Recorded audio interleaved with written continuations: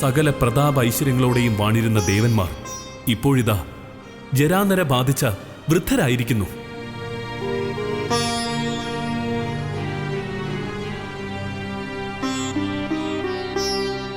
ആശ്രയമറ്റ ഞങ്ങളുടെ മുന്നിലെ ഏക പ്രതീക്ഷയാണങ്ങ്.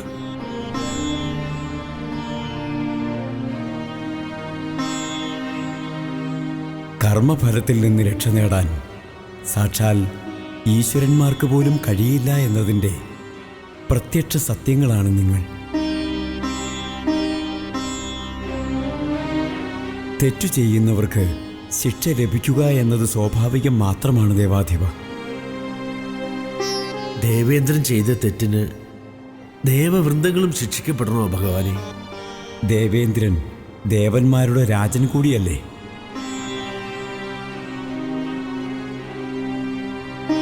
അരജൻ ചെയ്യുന്ന അപരാധത്തിൻ്റെ ഫലം പ്രജകൾ കൂടി അനുഭവിക്കേണ്ടി വരും. അത് ലോകതത്വമാണ്. സൃഷ്ടികാരകനായ ഭഗവാനെ, ഞങ്ങൾക്ക് ഈ ദുർവിധിയിൽ നിന്ന് ഒരു മോചനമാർഗം കാട്ടിത്തരണേ. നിങ്ങൾക്കേറ്റ ശാപം ശിവാംശമായ ദുർവാസാവിൽ നിന്നുമാണ്. അതുകൊണ്ട് തന്നെ നിങ്ങൾക്ക് ശാപമോക്ഷമാർഗം ഉപദേശിക്കാൻ ഏറ്റവും ശ്രേഷ്ഠൻ പരമ്പൊരുളായ ശ്രീ പരമേശ്വരൻ തന്നെയാണ്. ഹൃദയശുദ്ധിയോടെ കൈലാസനാഥനെ തന്നെ ശരണം പ്രാപിക്കുക. അങ്ങയുടെ വാക്കുകൾ ഞങ്ങൾ അക്ഷരം പ്രതി അനുസരിക്കുകയാണ്. ഉടൻ തന്നെ ഞങ്ങൾ കൈലാസത്തിലേക്ക് യാത്രയാവുകയാണ്. മംഗളം ഭവിക്കട്ടെ.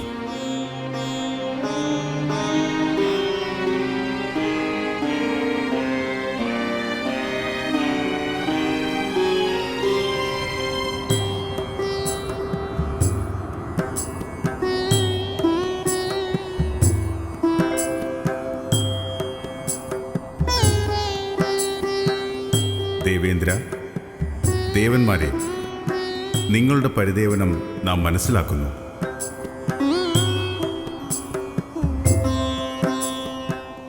പക്ഷേ ഇതിനെന്താ ഒരു പരിഹാരം ദേവി? ഭഗവാനെ, ദേവഗണങ്ങളെ ഈ ജരാനര അവസ്ഥയിൽ നിന്ന് മോചിപ്പിക്കുക എന്നുള്ളത് നമ്മുടെ കർത്തവ്യം തന്നെ അല്ലേ ദേവ? ദേവിയുടെ വാക്കുകൾ സത്യം തന്നെയാണ്. പക്ഷേ ഈ പ്രശ്നത്തിന് നാം മാത്രം വിചാരിച്ചാൽ ഒരു പരിഹാരമുണ്ടാവില്ല.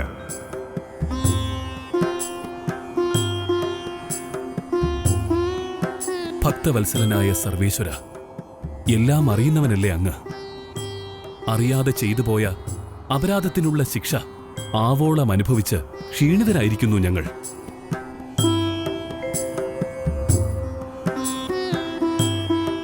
സംഹാരമൂർത്തേ, ഞങ്ങളുടെ സങ്കടങ്ങൾക്ക് അവിടുന്ന് തന്നെ ഒരു ശാശ്വത പരിഹാരം കണ്ടെത്തിത്തരണം. ഇന്ദ്രദേവ, സന്തോഷവും സന്താപവും ചേരുന്നതാണ് ജീവിതം എന്നോർക്കണം.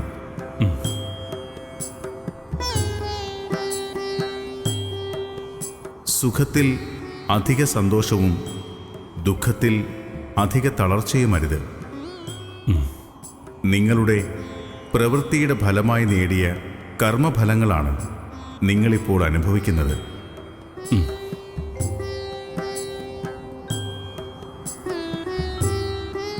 ഭഗവാനെ, അങ്ങ് ഞങ്ങളെ കൈവടിയരുതേ. അങ്ങും ദേവി പാർവതിയും ചേർന്ന് ഈ വിഷമവൃത്തത്തിൽ നിന്ന് ഞങ്ങളെ രക്ഷിച്ചാലും.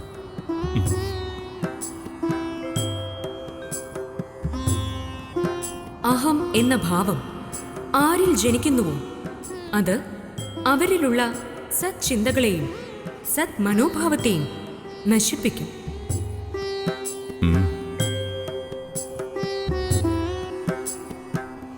സത്പ്രവൃത്തികളിൽ നിന്നും മനസ്സിനെ വ്യതിചലിപ്പിച്ച് തീരാവ്യഥയുടെ നരകയാതനകളിലേക്ക് എത്തിച്ചേരും. ദേവവൃന്ദത്തിന് സംഭവിച്ചതും മറ്റൊന്നല്ല.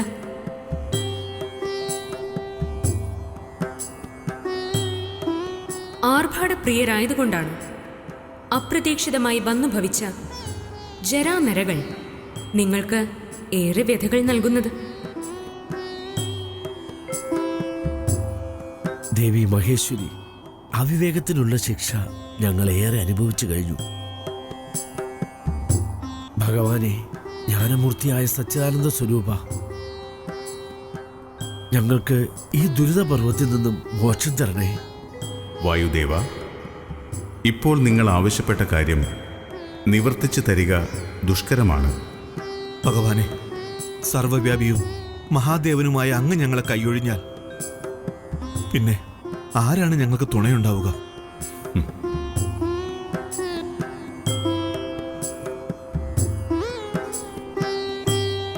കർമ്മഫലം അനുഭവിക്കാതെ ആർക്കും കടന്നു പോകാനാവില്ല. വിധികൾ മാറ്റിമറിക്കാൻ വിധാതാവ് പോലും അശക്തനാണ്. മോക്ഷപ്രാപ്തി നിങ്ങൾ തന്നെ അധ്വാനിച്ച് നേടണം. അത് എപ്രകാരമാണ് ദേവ?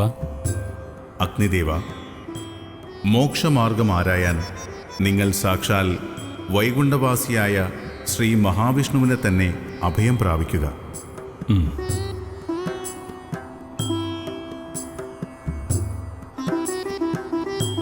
നിങ്ങൾ അനുഷ്ഠിക്കേണ്ട കർമ്മം എന്താണെന്ന് അദ്ദേഹം നിങ്ങൾക്ക് ഉപദേശിച്ചു തരുന്നതായിരിക്കും.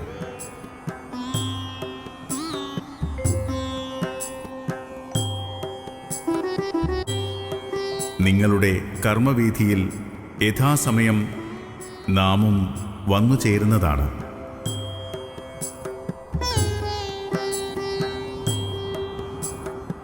ദേവന്മാരെ, ഭയവും സന്ദേഹവും വെടിഞ്ഞ് വൈകുണ്ഠത്തിൽ എത്തിച്ചേരുക.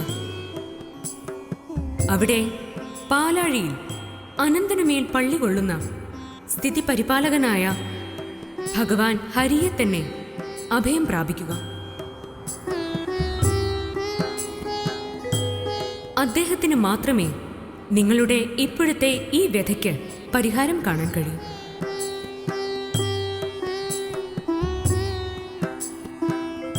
മംഗളം ഭവിക്കട്ടെ. മംഗളം ഭവിക്കട്ടെ.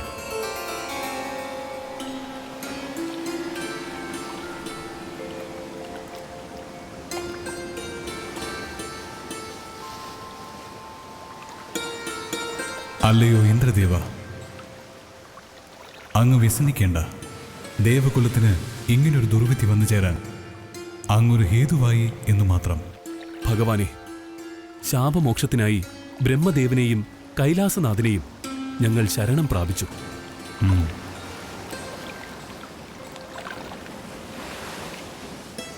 ഇരുവരും ഞങ്ങളോട് ഉര ചെയ്തത് ഈ ദുരവസ്ഥയിൽ നിന്നും അങ്ങേക്കു മാത്രമേ ഞങ്ങളെ മോചിപ്പിക്കാൻ സാധിക്കൂ എന്നാണ്.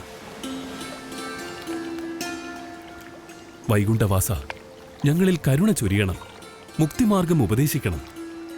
പ്രപഞ്ചത്തിൽ അധർമ്മം വർദ്ധിക്കുമ്പോൾ നാം വിവിധ രൂപങ്ങളിലും ഭാവങ്ങളിലും അവതാരം കൈക്കൊള്ളാറുണ്ട്.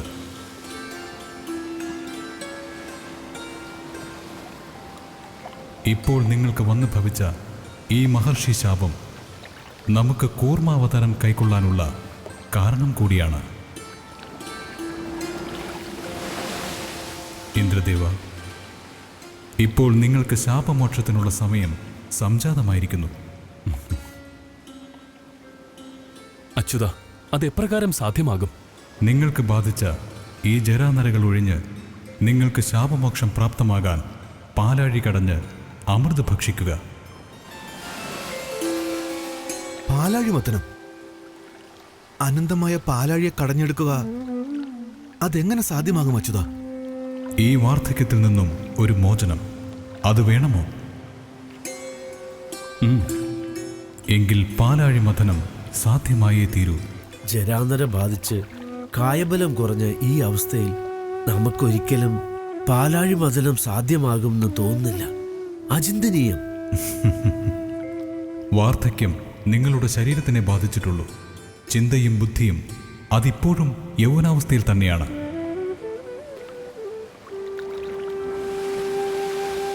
ശക്തി കൊണ്ട് ജയിക്കാൻ കഴിഞ്ഞില്ലെങ്കിൽ ബുദ്ധി കൊണ്ട് വിജയിക്കുക. ദേവ, അങ്ങയുടെ വാക്കുകളുടെ പൊരുൾ എന്താണെന്ന് മനസ്സിലാകുന്നില്ല. പാലാഴി മഥനം അത്യന്താപേക്ഷിതമായതിനാൽ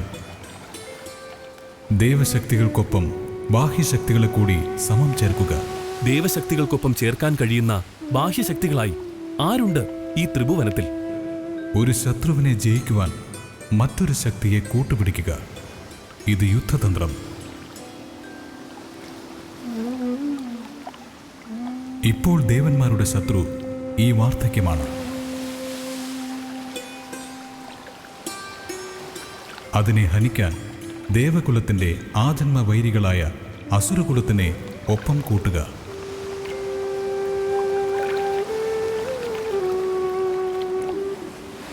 ആജന്മ വൈരികളായവർ അതിന് തയ്യാറാവുമോ? ആകും, ആക്കണം. എങ്ങനെ? അസുരകുലത്തിന്റെ ശരീരത്തിനെ വളർച്ചയുള്ളൂ, ബുദ്ധിക്ക് വളർച്ച കുറവാണ്.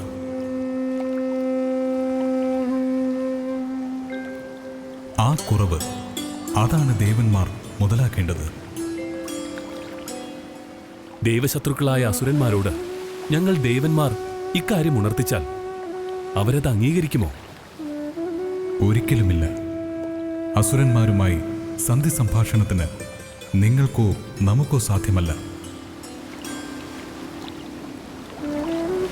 അതിന് സംഹാരമൂർത്തിയായ സാക്ഷാൽ മഹാദേവൻ തന്നെ വിചാരിക്കണം.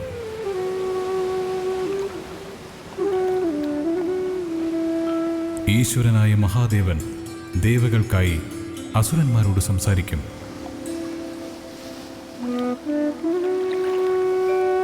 അദ്ദേഹത്തിന് മാത്രമേ അത് സാധിക്കുകയുള്ളൂ.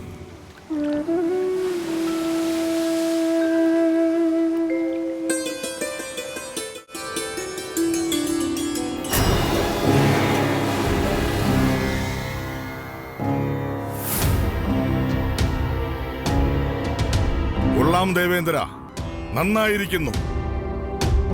ക്ഷണിച്ചു വരുത്തിയപ്പോ തന്നെ തോന്നിയിരുന്നു ഇതിന് പിന്നിൽ എന്തോ ഗൂഢോദ്ദേശമുണ്ടെന്ന്, ചതി ഒളിഞ്ഞിരിപ്പുണ്ടെന്ന്. അസുരമുഖ്യ, താങ്കൾ തെറ്റിദ്ധരിച്ചിരിക്കുന്നു. ഇല്ല ദേവ, ഞങ്ങളുടെ ധാരണ ശരിയായ രീതിയിൽ തന്നെയാണ്. ശത്രുപാളയത്തിലാണ് നിൽക്കുന്നതെങ്കിലും ഈ ക്ഷണം ഈ ദേവകളുടെ ശിരസിറക്കുവാൻ മടിയില്ലാത്തവരാണ് ഞങ്ങൾ അസുരന്മാർ.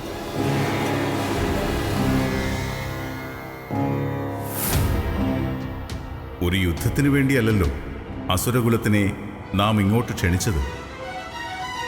അങ്ങ് ക്ഷണിച്ചതുകൊണ്ട് മാത്രമാണ് ഞങ്ങൾ ഇവിടേക്ക് വന്നത്. പക്ഷേ വന്നപ്പോൾ കേട്ട വാർത്ത അസുരകുലത്തിന് അത്ര ഹിതകരമായി തോന്നുന്നില്ല, ഏറെ ഹാസ്യമുളവാക്കുന്നു. ദേവകുലത്തിന് നഷ്ടപ്പെട്ട യൗവനം വീണ്ടെടുക്കുവാൻ അസുരകുലം സഹായിക്കണം പോലും. സഹായിക്കുക എന്നല്ല, പാലാഴി മദനത്തിൽ പങ്കാളികളാവുക എന്നാണ് പറഞ്ഞത്. പാലാഴി മദനത്തിൽ പങ്കാളികളാവുക എന്ന് വച്ചാൽ ജരാനര ബാധിച്ച ദേവന്മാർക്ക് അമൃതം നേടിത്തന്ന ശക്തരും ബലവാന്മാരുമാക്കി മാറ്റുക. കൊള്ളാം.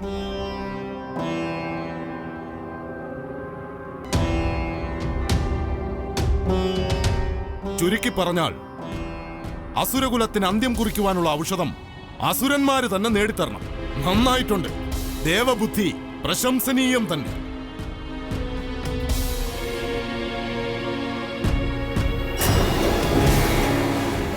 അതാണ് അസുരമുഖ്യ നാം പറഞ്ഞത്. അങ്ങ് തെറ്റായി ധരിച്ചിരിക്കുന്നുവെന്ന്. ഇതൊരു കർമ്മമാണ്. മന്ദരപർവ്വതത്തെ കടക്കോലാക്കിയും വാസുകിയെ പാശമാക്കിയും ദേവന്മാരും അസുരന്മാരും പാലാഴിയിൽ ചെയ്യുന്ന പുണ്യകർമ്മം.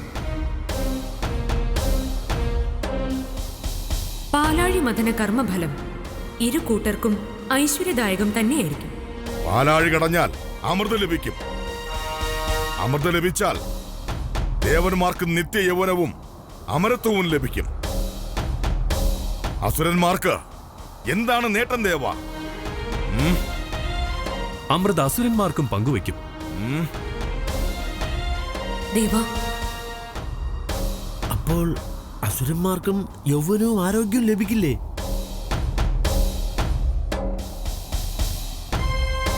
ദേവന്മാരെ പോലെ രൂപാന്തരം ഭവിക്കില്ലേ?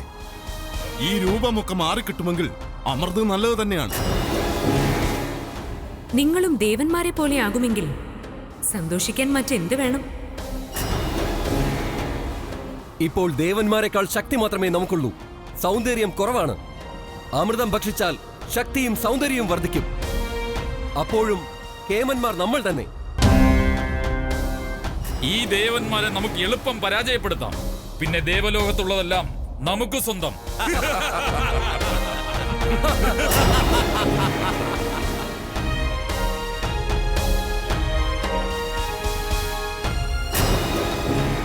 അമൃതിന്റെ അർദ്ധഭാഗം നമുക്ക് നൽകുമെങ്കിൽ പാലാഴി മദനത്തിൽ ദേവന്മാർക്കൊപ്പം അസുരന്മാരുടെ സേവനം ഉറപ്പാക്കിക്കൊള്ളുക.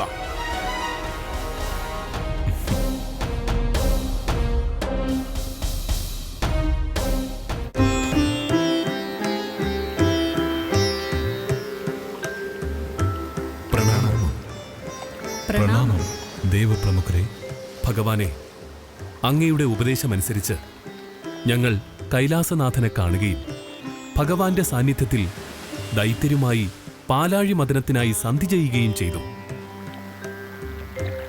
പാലാഴി മദനാനന്തരം ലഭ്യമാകുന്ന അമൃതിൽ അർദ്ധഭാഗം അസുരന്മാർക്ക് നൽകാമെന്ന് ഉറപ്പു നൽകിയ ശേഷമാണ് അവർ സന്ധിക്ക് തയ്യാറായത്. ഇന്ദ്രദേവ, പാലാഴി മഥനം സാധ്യമാകേണ്ടത് ദേവാസുര സംയോഗത്തിൽ കൂടിയാവണമെന്നത് നിയോഗമാണ്.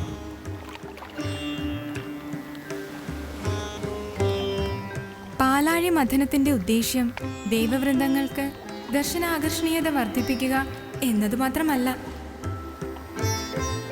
ത്രിലോകങ്ങളിൽ വന്നു ഭവിക്കേണ്ട ചില സൗഭാഗ്യ ജന്മങ്ങളുടെ ഉദയത്തിനും കൂടിയാണ്. ഭഗവാനെ, സംഭവിച്ചതെല്ലാം അങ്ങയുടെ മായ. ഇനി സംഭവിക്കാൻ പോകുന്നതും അങ്ങയുടെ മായ. ഭഗവാനെ, ഇനിയും എന്താണ് ഞങ്ങൾ പ്രവർത്തിക്കേണ്ടത്? പാലാഴി മഥനത്തിനുള്ള കാലം സമാഗതമായി. കടക്കോലായി മന്ദരപർവ്വതവും പാശമായി വാസുകിയും അനിവാര്യം. മന്ദരപർവ്വതത്തെയും വാസുകിയെയും പാൽക്കടലിൽ സന്നിഹിതമാക്കണം. ഭഗവാനെ, മന്ധരപർവ്വതത്തെ പാലാഴിയിൽ എത്തിക്കുക എന്നുള്ളത് ഞങ്ങളാൽ പ്രാപ്തമല്ല. ഭഗവാനെ, 11,000 യോജന ഉയരമുണ്ട് അതിന്. അത്രയും അളവിൽ തന്നെയാണ് മന്ദരപർവ്വതം ഭൂമിയിലേക്ക് താഴ്ന്നിരിക്കുന്നത്. വാസുകിയും ഒട്ടും നിസ്സാരനല്ല. അന്ധന്റെ കയ്യിലെ കണ്ണാടി പോലെയാണ് വിവരദോഷിക്ക് ദൈവഭയം.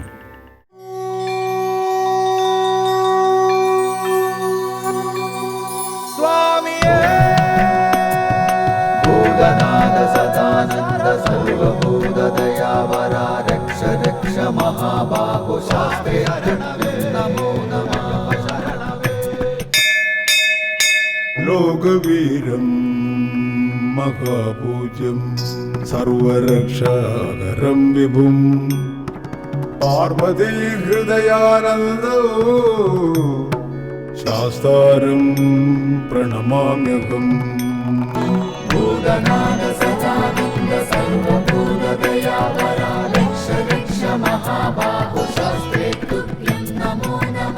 വിപ്രപൂജ്യം വിശ്വവന്ദ്യം വിഷ്ണു ശംഭോ പ്രിയം സുതം ക്ഷിപ്രപ്രസാദ നിരതം ശാസ്താരം പ്രണമാമ്യഹം.